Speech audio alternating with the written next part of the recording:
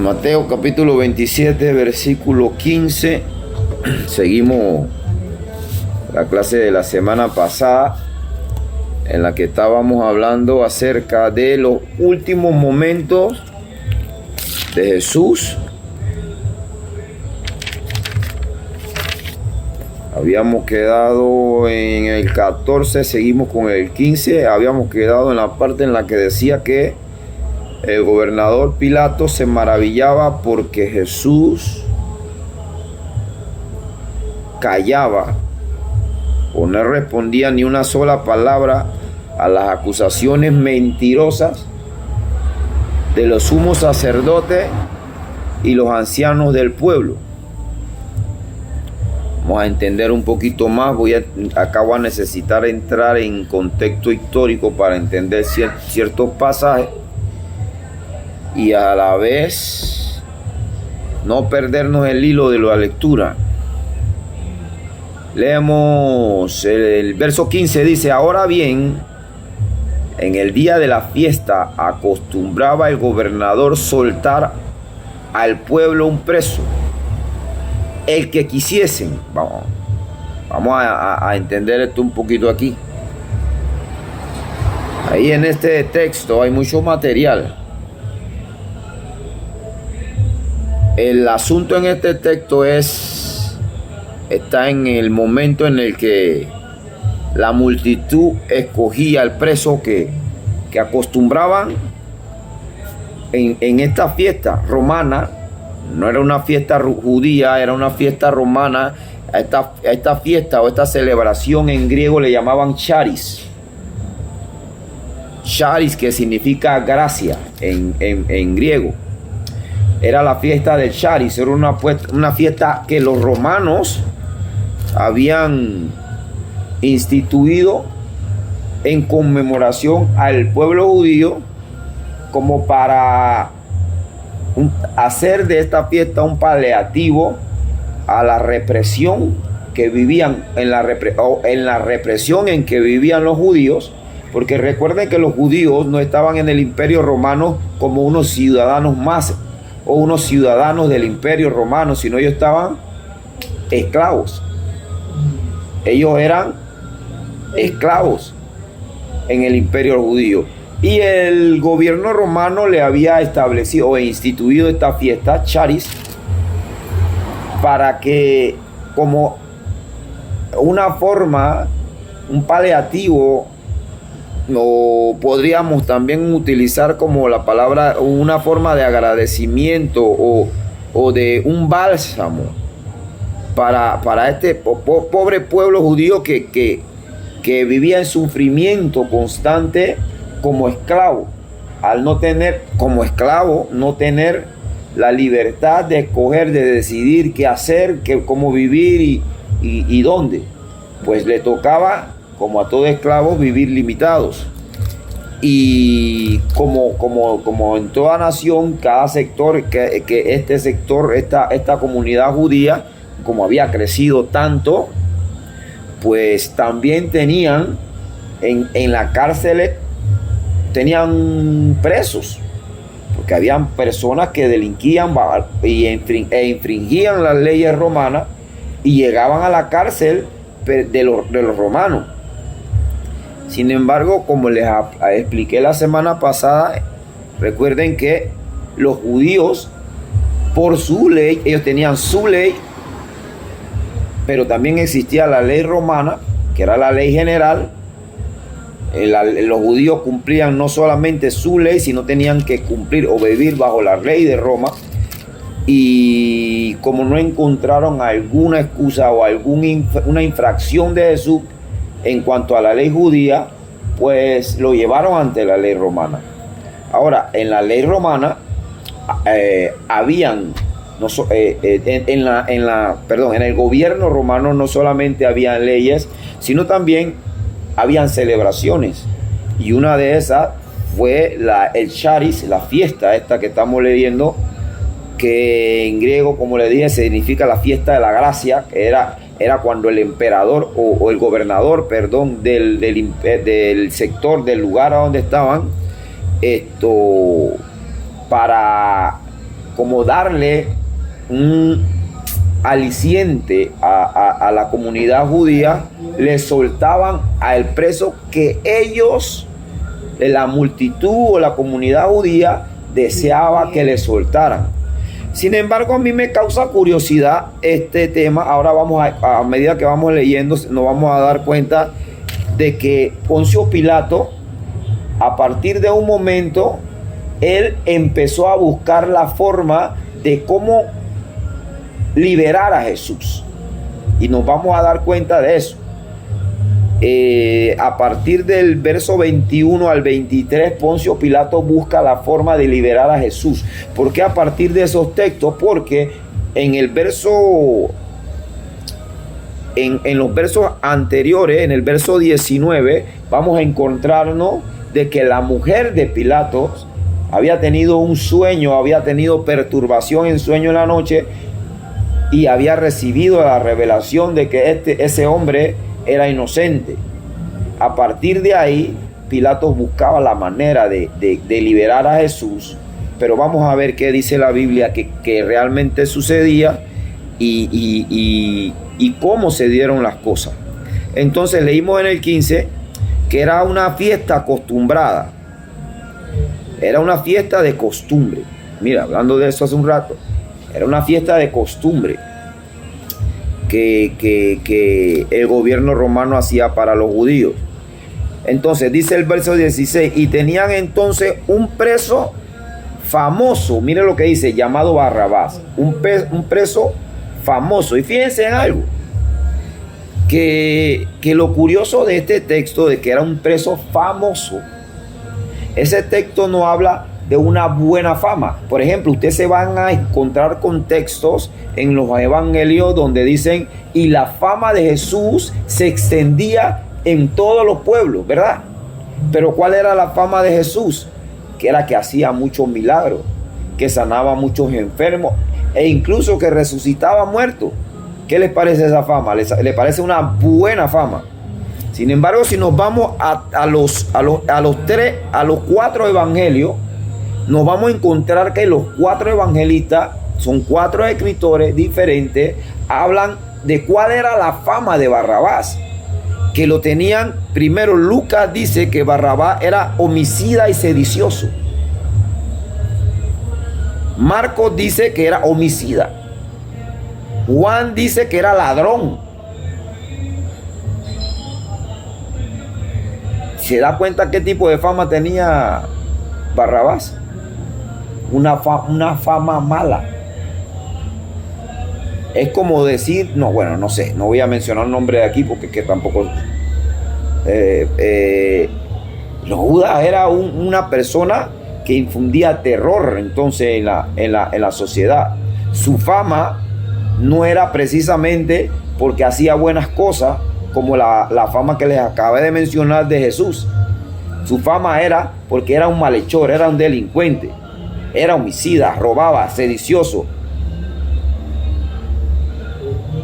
Era una persona que cualquier persona decente no quisiera estar al lado de él. Y si soy vecino de él, yo busco para dónde mudarme, ¿verdad? Porque nadie quiere a una persona con una fama como esta en su entorno, ¿cierto? Entonces, fíjense que la Biblia describe que Barrabás era famoso. Pero exactamente, porque era malo. Entonces, en el 16 estamos leyendo que habla de que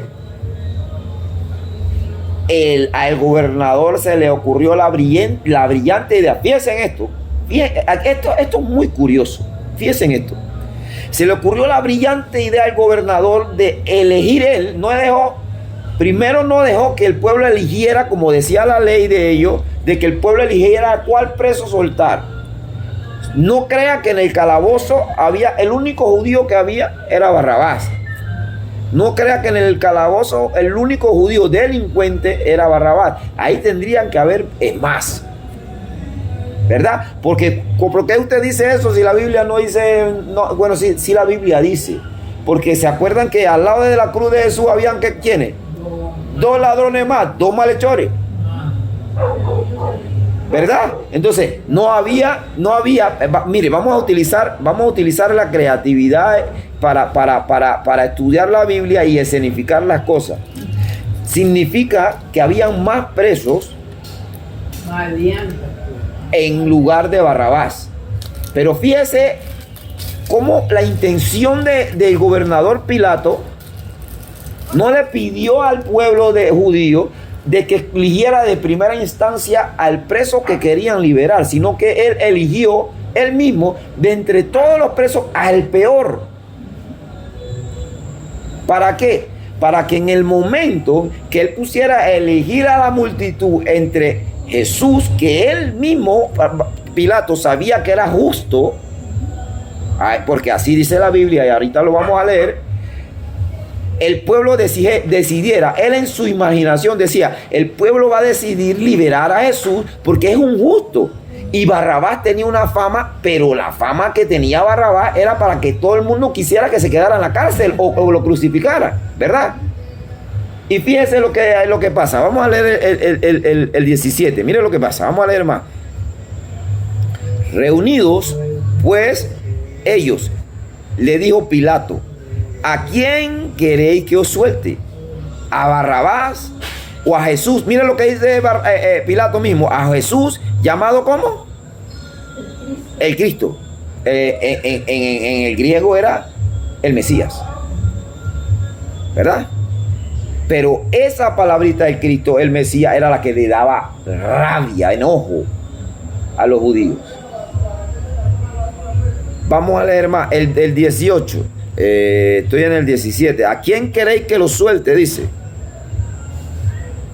Vamos a parar un momentito en el 17. Pilato le pone a escoger, ya le expliqué quién era Barrabás. Pero mire, mira, es una cosa curiosa más.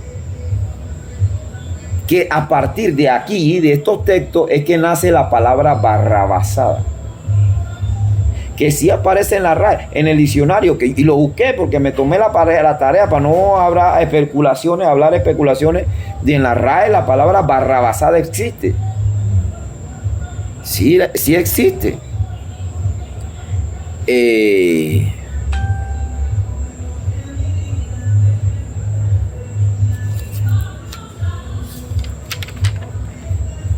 Eso es lo que...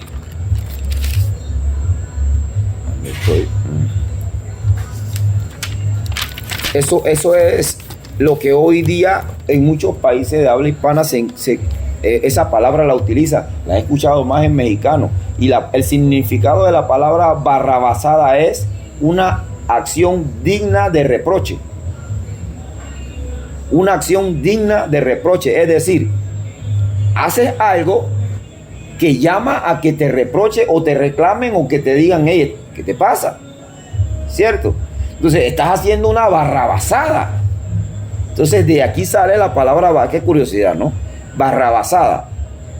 Ahora, en el 17, verso 17, nos damos cuenta que la multitud, que aparentemente era de Dios, y entre esos estaban los sumos sacerdotes, los ancianos del pueblo, o sea, los líderes religiosos, son los que toca escoger, son los que tienen que escoger entre un justo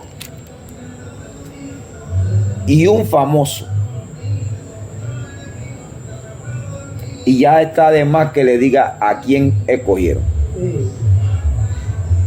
Ahora, ¿a quién le tocaba escoger entre las dos opciones? A Pilato. No, al pueblo, a la multitud, ¿verdad? Que se supone que era el pueblo de quién?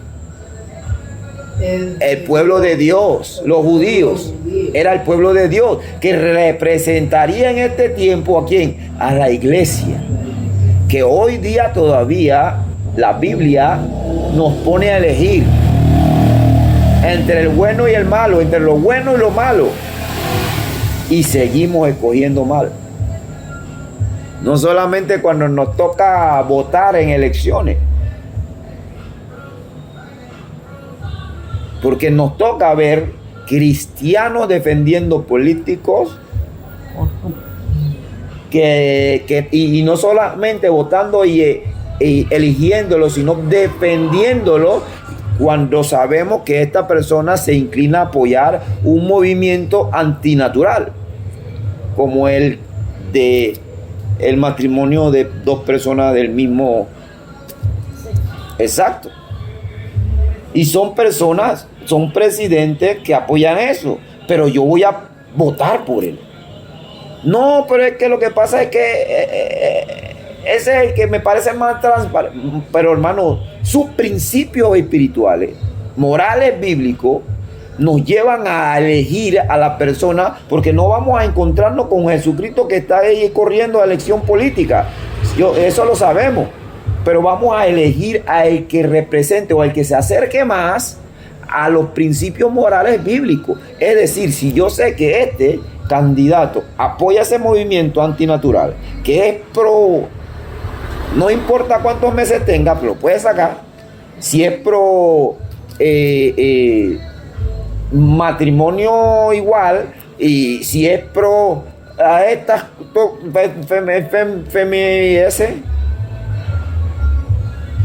yo voy a votar por él porque a mí me parece que este es el más honesto. No, mi hermano. No, mi hermana. Sencillamente es una persona que promueve lo anticristiano, lo antibíblico. Que sí, que nos vamos a encontrar con que todos los que están ahí van a robar y son ladrones. Sí, pero yo prefiero que el que me vaya a robar no promueva estos movimientos. Pero somos cristianos a veces que seguimos escogiendo a Barrabás. No solamente en el sector de la política, también a nosotros en el día a día nos toca escoger entre Barrabás y Jesús a la hora de prender la televisión. ¿Qué voy a ver? ¿O a quién voy a escuchar? Porque a veces sabemos que al encender la televisión, al encender el dispositivo electrónico, el teléfono, el YouTube, el Instagram, estamos escuchando a una persona que nos vende o nos cuela la palabra de Dios con mentiras y lo escuchamos, sabiendo que es una persona que nos está metiendo un porcentaje pequeño de veneno entre la palabra de Dios y lo seguimos escuchando. Cuando la Biblia dice en segunda carta de Juan, desde el verso 9 al 11, que si alguien trae un evangelio distinto a este, no le recibáis en casa ni le diga bienvenido, porque al que le dice bienvenido se hace partícipe de esas malas obras. Pero nosotros seguimos eligiendo a Barrabás. Y nos pasa a todos. Nos pasa a todos. Todos los días nos toca decidir entre Barrabás y Jesús. Todos los días nos toca decidir entre si alimento este mal pensamiento o lo reprendo, o lo saco, o lucho contra él. Todos los días nos toca decidir entre Barrabás y Jesús. Y seguimos decidiendo mal. Nos toca decidir. Y a veces decidimos mal, no precisamente porque elegimos con la sabiduría de la mayor sabiduría que tengamos, sino que decidimos por presión social, por querer agradar a los demás. Y terminamos siendo crucificados. Todos los días tenemos que elegir entre Barrabás y Jesús. Pero nosotros preferimos señalar a la multitud del pueblo ese en ese tiempo que cogió mal, sin darnos cuenta que nosotros somos parte de esa multitud todos los días, eligiendo mal. Sabemos que esto, decidir eso nos va a hacer mal o va a traer un mal social, pero por sentimientos muchas veces decidimos mal, elegimos mal elegimos Barrabás. Preferimos a Barrabás. Y al final, crucificados. Vamos a, ¿en qué verso fue que quedamos? Mire, vamos a adelantar porque si no, no vamos a terminar. En el 17. Ok, sí, en el verso 17. Seguimos escogiendo mal. Dentro del pueblo de Dios se escoge mal, no solamente en nuestras vidas personales, sino también en los llamados templos de Dios. ¿Por qué? Porque todavía se siguen escogiendo los polvitos de oro que cayó, pero eligen el polvito de oro y en lugar de elegir la salvación. ¿Ah? Escogen el milagro y el profeta que dice que me va a pasar bien las cosas. Escogemos eso en lugar del perdón de los pecados.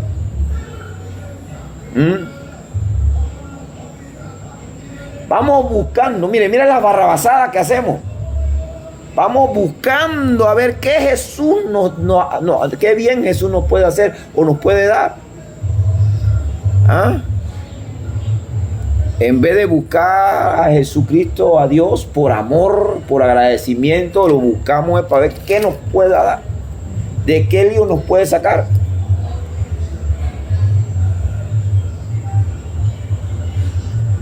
Seguimos cometiendo barrabasadas. Porque hay gente todavía que van a las congregaciones buscando escuchar lo que ellos quieren escuchar y no necesariamente lo que necesitan escuchar. Porque una cosa es lo que quieren escuchar y otra cosa es lo que realmente necesitan. Y en las Escrituras, la Biblia dice que nosotros debemos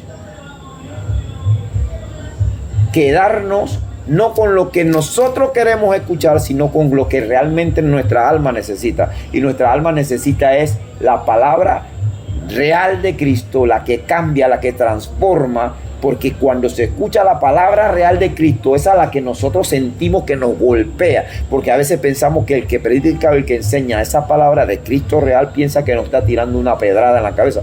No, es la palabra que dice que es más cortante. No, es para eso. Para que esa palabra penetre y podamos cambiar internamente. Pero como no vamos buscando esa palabra, vamos buscando, es mejor que me digan que todo va a estar bien, que si echas 100 te vienen 1000, que declares y decretes y que hagas y deshagas. Eso nos preferimos, que seguimos cometiendo barrabasadas. Y bueno, es increíble. Porque imagínense, las barrabasadas que se siguen cometiendo. O sea, es increíble. Para mí es algo todavía que me cuesta creer cómo hay cristianos o cómo hay congregaciones que cobren porque viene un predicador o un adorador, un cantante. Barrabasadas. Yo no vi a Jesús, yo no vi a David cobrando entrada cuando se reunían a adorar a Jehová.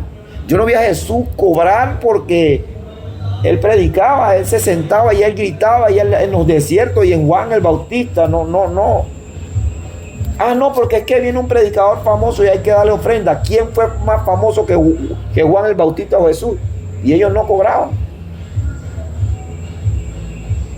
Pero yo no me explico cómo esta barrabasada todavía que hacemos en las iglesias. Ni que no, que viene tal cantante, y cuando viene el cantante como igualito a los cantantes del mundo, con lentes oscuros, maquillados y barrabasadas así, que usted no distingue si es un mundano o un adorador. Guardaespaldas. Es que yo no me explico esas barrabasadas. Predicadores, y que famoso, lo más seguro es la fama de Barrabás, con guardaespaldas. E incluso escuché uno diciendo y justificando que él tenía guardaespaldas porque Jesús tenía 12 guardaespaldas. No, este sí pateó el baile ahí, ¿verdad?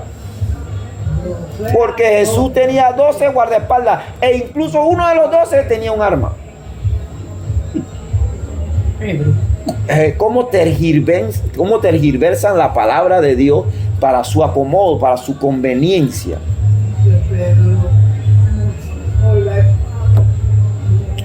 Entonces nos damos cuenta que todavía seguimos cometiendo barrabasadas. Pero bueno, no nos vamos a detener ya en ese tema. Pero a lo que, como le decía hace un rato, me llama mucho la atención las diferentes posturas de Pilato. Pero precisamente cuando después en el verso 19, vamos ahí. Vamos a leer primero el 18 porque me es importante ese verso 18 para que lo guardemos en la mente, en la memoria, porque nos va a servir durante toda la clase. Dice el 18, porque sabía, ¿quién sabía? Pilato, que por envidia le habían entregado. O sea, ese texto le está confirmando que Pilato sabía que Jesús era inocente. El verso 18 confirma que Pilato sabía que Jesús era inocente, que lo habían traído era por pura envidia. ¿Y quiénes fueron los que le trajeron? Los religiosos. Y estando él sentado en el tribunal, su mujer le mandó decir, no tengas nada que ver con este justo, porque hoy he padecido mucho en sueño por causa de él. La mujer, mire, la importancia que la Biblia le da a la mujer. Ella no era una cristiana, ella no era una mujer judía, era una mujer romana. Ella adoraba a Júpiter, al dios Pepino y a quien sabe quién, pero no adoraba a Jehová. Y Dios la usó, la perturbó en sueño para alertar a su esposo y decirle, ese es justo, él es inocente. Dios usa a las mujeres también para decirnos a nosotros a veces los hombres, hey, cabezón, aguanta que por ahí no es. Y precisamente cuando yo leí eso, me fui al inicio, cuando Dios le dio a Adán, a Eva, que dice que la sacó de su costilla y le dijo, carne de tu carne es, y le dio una ayuda idónea. Me fui a estudiar esa frase, ayuda idónea, en el hebreo, y esa frase, ayuda idónea, en el hebreo significa la que confronta. Imagínense eso, la que confronta. ¿Cómo así que la que confronta? Es la que le dice, no, espera, estás haciendo la cosa mal.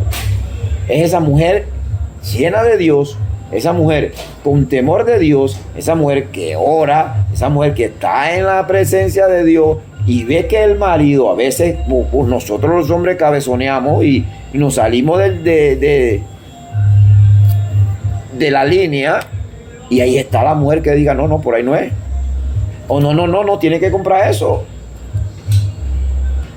Y no necesariamente eso tiene que ocurrir con un esposo, también puede ocurrir con un hijo, con un nieto, con un sobrino, con el que sea. Ey, espera, estás mal por ahí. No, aguanta. Porque Dios usa a la mujer también. Ey, no, por ahí no es. Espera, Él es justo. A la mujer. O también puede utilizar a una mujer para aconsejar a otra mujer y decirle, mira, me parece que tienes que esperar, no te cases todavía, ese hombre no te conviene, o mira, espera, no vayas a ese viaje, no vayas a ese lugar, no sé, Dios puso en mi corazón que yo te dijera que no saques ese préstamo, no saques esa casa, no saques ese carro. Eso hacen también las mujeres de Dios, a las que Dios quiere utilizar, ¿verdad? Ahí dice que la mujer de Pilato, una impía, una gentil, Dios la usó para advertirle a otro impío, otro gentil. Y mire que la curiosidad que me da esto, porque Pilato siendo gentil, no siendo judío, siendo romano, Le hizo caso a la mujer. ¿Y cómo usted dice que le hizo caso a la mujer, hermano? Si ahí no dice eso, bueno, vamos a ver, vamos a leer, porque está implícito. Ahí vamos, ahí dice el 20. Después del 20 nos vamos a dar cuenta que sí, Pilato le hizo caso a la mujer. Mire, pero vamos a leer el 20. En el 21 al 23, Pilato le hizo caso. Mire, los principales sacerdotes y los ancianos, esta palabrita le quiero que le presten atención. Voy a leer nuevamente el texto. Pero los principales sacerdotes y los ancianos persuadieron a la multitud que pidiese a Barrabás y que Jesús fuese muerto. Vamos a parar ahí un momentito. Los principales sacerdotes y los ancianos del pueblo, o sea, los líderes religiosos de los judíos, persuadieron, me fui a estudiar esa palabrita en el griego, y es convencer al pueblo, a la multitud, de que ellos pidieran, y eso es en forma de un trueque, porque recuerda que los principales sacerdotes eran los que eran los encargados del tráfico de los animales a la hora de los sacrificios en el templo, de lo que recibían las ofrendas. No sabemos porque la Biblia no dice cómo lo persuadieron, cómo lo convencieron, pero ellos tenían muchas herramientas, muchas armas para hacerlo por el sencillo hecho de ser los sumos sacerdotes. Son los encargados de los sacrificios, son los encargados de traficar los animales para los sacrificios. Y usted viene a mí y me dice: necesito un becerro, necesito un animal para el sacrificio de mi familia. A la hora de que usted venga, probablemente yo le digo: mira, yo necesito que tú grites ahí, que agarren a Barrabás y lo liberen, y a Jesús lo maten, y yo le voy a dar un buen becerro para tu familia. No dice así la Biblia, yo estoy especulando. Lo hago esa salvedad para que no digan que yo estoy inventando, porque es que yo estoy añadiéndole a la Biblia. No estoy añadiéndole, sino que para que nos hagamos una imaginación de cómo pudo haber sido. Porque ahí dice que los persuadieron, que los convencieron a la multitud para que pidieran a Barrabás en vez de a Jesús. Miren más. Eso es bastante llamativo. Ahora, por otro lado, yo le voy a hacer una pregunta. Vamos a leer un poquito más.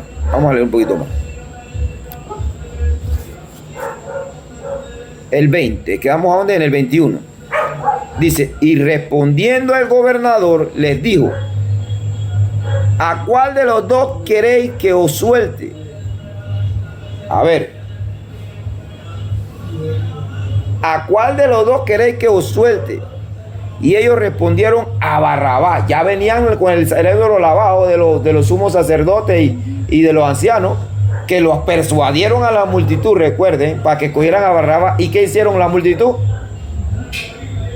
Es que cuando tienes malos líderes,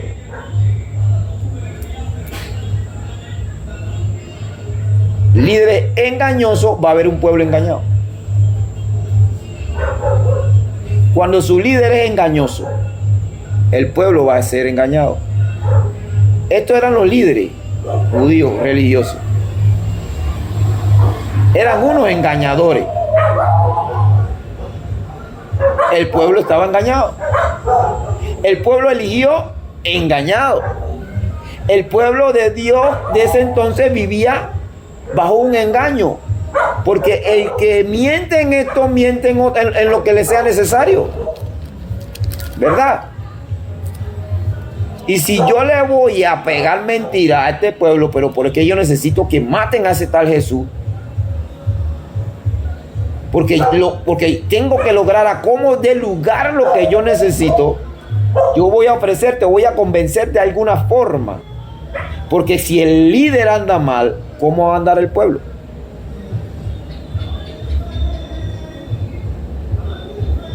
Entonces, si usted tiene a alguien que no le enseña su buena doctrina, o a un líder que usted sabe que anda mal, usted dice la Biblia que no está obligado a sujetarse a él. Porque usted está obligada a basarse en el Señor, no en el error.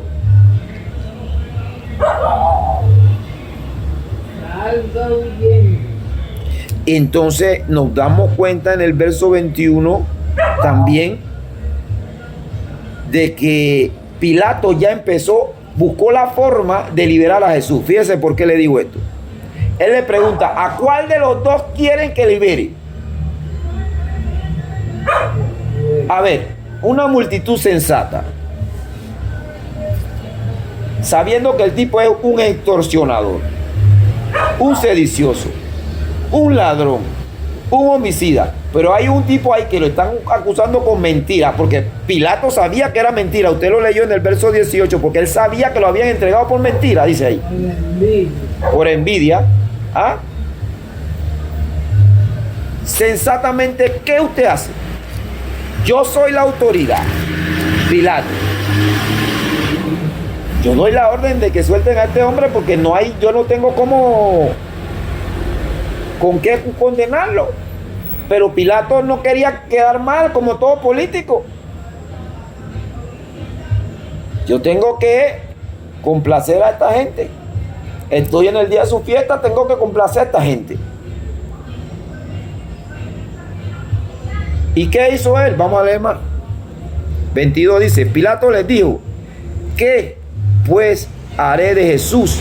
Fíjense que está buscando todavía la forma de cómo liberar a Jesús, llamado el Cristo. Todos le dijeron, sea crucificado. ¿Sabe por qué Pilato le preguntaba, ¿y qué haré con Jesús? ¿A quién quiere que lo suelte? ¿Qué voy a hacer con Jesús? ¿Por qué? Porque ya el sueño de su mujer se le habían hecho llegar. Él sabía que era justo, también sabía que lo habían entregado por envidia. Él quería que soltaran al justo. Él estaba apelando a la conciencia que no existía en el pueblo, de que escogieran bien, de que escogieran lo correcto, que él pensaba que la gente iba a ser sensata y escoger con sensatez al justo. Pero es que no podemos esperar sensatez a veces. ¿A dónde me voy a meter? Como dice un texto suyo de la Biblia de ustedes, no podemos esperar pera del olmo. ¿Ah? ¿Cómo vamos a esperar sensatez de un pueblo insensato? ¿O cómo vamos a esperar una verdad de alguien que miente? ¿Cómo vamos a esperar? ¿Qué vamos a esperar de Jesús? Dios, no podemos esperar que un árbol bueno dé fruto malo, ni con un árbol malo dé un fruto bueno. No espere misericordia de un inmisericorde. No espere humildad de un soberbio.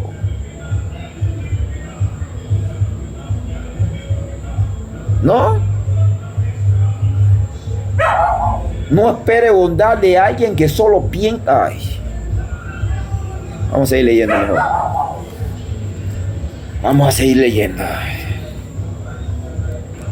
Entonces quedamos donde en el 22. Pilato les dijo, ¿qué pues haré de Jesús llamado el Cristo? Este ya le dimos. La gente nuevamente confirmó, crucifícalo.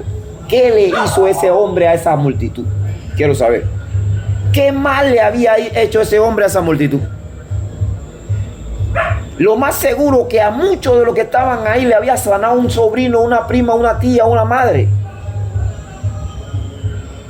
Lo más seguro que ahí estaba un primo de Lázaro gritando, crucifícalo.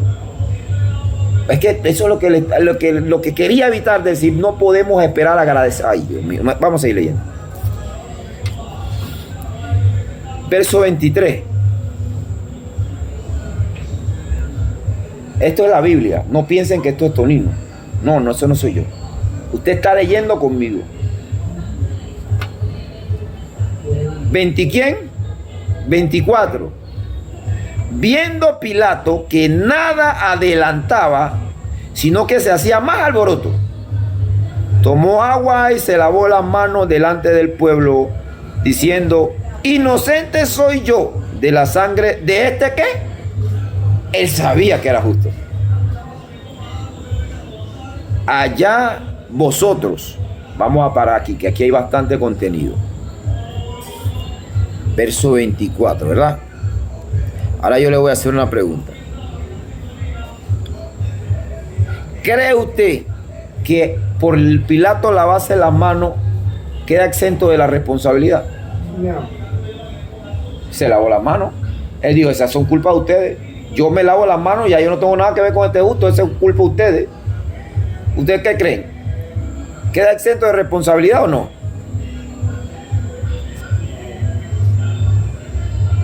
Y ahora le voy a enseñar por qué Pilato tomó agua y se lavó las manos.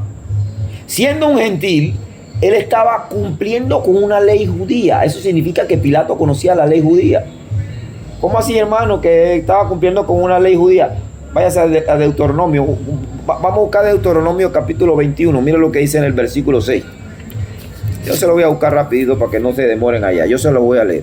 21:6. Miren lo que dice. Y todos los ancianos de la ciudad más cercana al lugar donde fuere hallado el muerto, lavarán sus manos sobre la becerra cuya cerviz fue quebrada en el valle. Y protestarán y dirán, nuestras manos no han derramado esta sangre, ni nuestros ojos lo han visto. Perdona a tu pueblo Israel, el cual redimiste, oh Jehová, y no culpes de sangre inocente a tu pueblo Israel, y la sangre le será perdonada. En el 6 dice, lavarán sus manos sobre la becerra. Vea que Pilato se conocía la Torá, ¿ves? Ese texto lo habían tomado como una tradición de cuando tú querías exculparte de una mala decisión de otro, te lavabas las manos.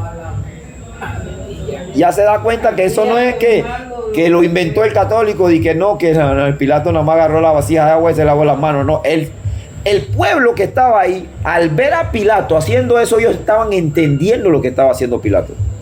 Porque ellos sabían que la ley decía que tenían que lavarse las manos cuando hay una decisión,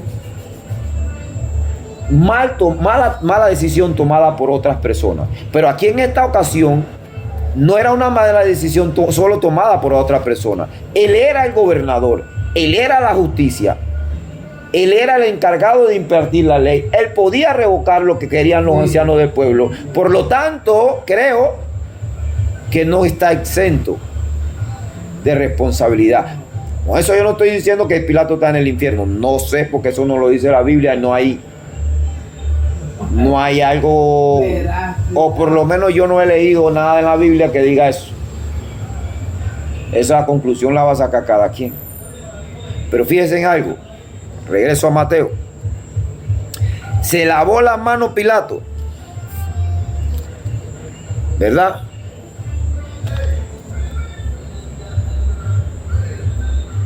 Entonces,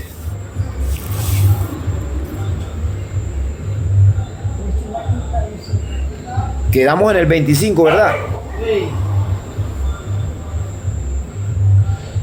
Allá vosotros, le digo, en el 25, y respondiendo todo el pueblo, fíjese lo que responde el pueblo. Y respondiendo todo el pueblo dijo, su sangre sea sobre nosotros y sobre nuestros hijos. Esta gente no sabe lo que estaba hablando. Ellos no saben lo que estaban pidiendo. Fíjense lo que respondió el pueblo cuando Pilato dijo, ya no va a caer sobre mí la responsabilidad. El pueblo dijo, no te preocupes. ¿Qué significa eso? Su sangre sea sobre nosotros y sobre nuestro hijo. Diciéndole al pueblo, diciéndole a Pilato, no te preocupes. Que de aquí para adelante la responsabilidad nuestra es de nuestros hijos. ¿Y sabe cómo terminó todo? Espera, déjame decirle un poquito más, hablarle un poquito de esto. ¿Cuáles fueron las consecuencias de esa frase o de esa mala decisión del pueblo? De que su sangre sea sobre nosotros y sobre nuestros hijos.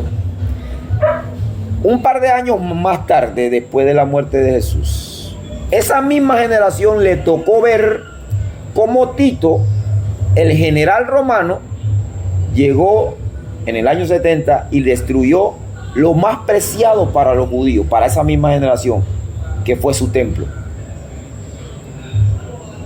El templo quedó en ruina. De ese templo hoy solamente queda una pared, que era la que lo llaman los judíos el muro de los lamentos. Ahí es donde van a adorar y a orar en las tardes los judíos, mirando hacia el norte, hacia Jerusalén. El tesoro más preciado de los judíos. Ahora, estaba ardiendo en estos días. Ahora, luego de eso le llega la Segunda Guerra Mundial. Y un tal llamado Hitler acaba con 6 millones de judíos. 6 millones, no estamos hablando de 6 muertos. 6 millones de judíos los exterminó. Y no exterminó a todos los judíos porque es que hay una promesa de Dios que ese es su pueblo. Pero las consecuencias de las malas decisiones ahí están. No te preocupes, Pilato, su sangre sea sobre nosotros y sobre nuestros hijos. ¿Y usted cree que cuando el templo se cayó en el año 70 no se murió nadie? ¿Y qué pasó después en la Segunda Guerra Mundial con Hitler? 6 millones de esa generación de los hijos de ellos.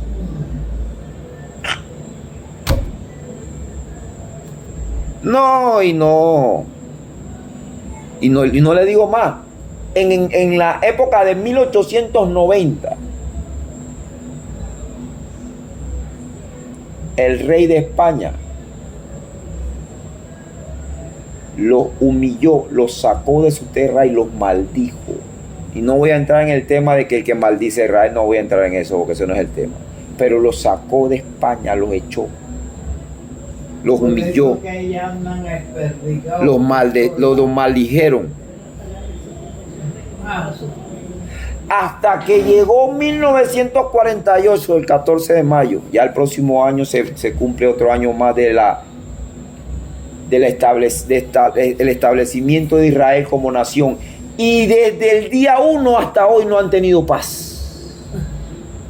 Han vivido de guerra en guerra, de guerra en guerra, de guerra en guerra, sangre tras sangre. No te preocupes, Pilato, que la sangre de él caiga sobre nosotros, sino sobre nuestros hijos. Por tomar la decisión, por la influencia de malos líderes. Eso pasa, ¿verdad? Es que las consecuencias no solamente lo pagan los líderes malos, sino también los que van detrás de esos líderes malos, que no pueden argumentar, que por ignorancia, porque eso fue lo que me enseñaron, porque usted tiene la Biblia. Usted no le va a decir el día del juicio a Jesucristo, a Dios: yo no sabía, porque es que eso fue lo que me enseñaron. Y le va a preguntar a Jesucristo: ¿y usted no tenía el librito ese que se llama la Biblia? ¿Y qué le pasó?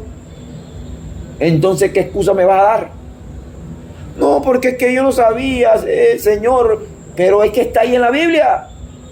Tú no tenías la Biblia abierta ahí en el Salmo 91 con una tijera encima.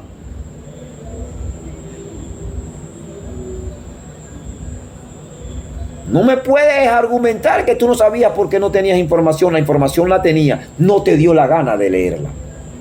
No te dio la gana de estudiarla. Bueno, eso no lo digo yo. Usted lo está leyendo ahí en la Biblia.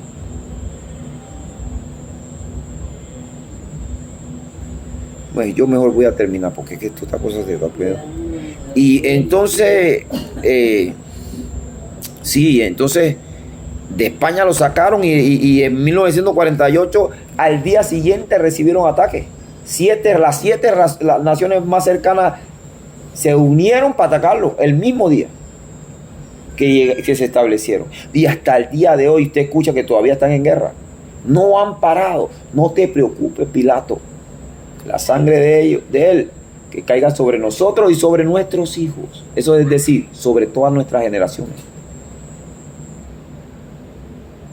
Miren cómo se estudia la Biblia, cómo nos damos cuenta de la historia de verdad, no por la película que vimos, por la Biblia. ¿A dónde quedamos?